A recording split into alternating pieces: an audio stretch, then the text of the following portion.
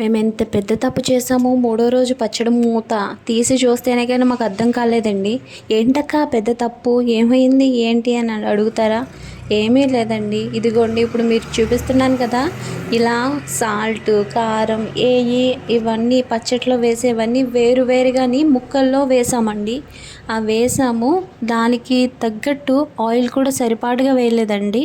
దానివల్ల ఏంటంటే మూడో రోజు మేము ఓపెన్ చేసేసరికి పచ్చడి సగం అంతా బూజు వచ్చేసింది.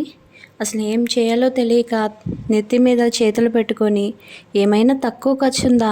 అన్నీ పచ్చడి అని అంటే కారం నూనె అన్నీ ఎక్కువ ఖర్చు ఎక్కువ కాస్ట్ ఉండేవి. అవన్నీని పడేయడానికి మనసు రాక, తినడానికి ప్రాణం ఒప్పక ఇంకేం చేయాలో తెలియలేదండి. ఇది మొత్తం పచ్చడంతా ఇయర్దైతే పచ్చడంతా లాస్ అయిపోయింది. మొత్తం పెంట మీద పడేయాల్సి వచ్చింది. మళ్ళీ కాయలు తెప్పించి మళ్ళీ పట్టాలి. ఈసారి మాత్రం మేము సొంత ప్రయోగం అయితే పచ్చడి విషయంలో చేయాలనుకోవట్లేదండి.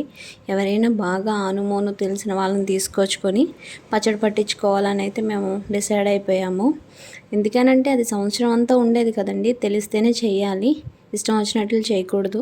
మీరు మాత్రం ఈ తప్పు చేయకండి. ఉంటాను. Bye bye.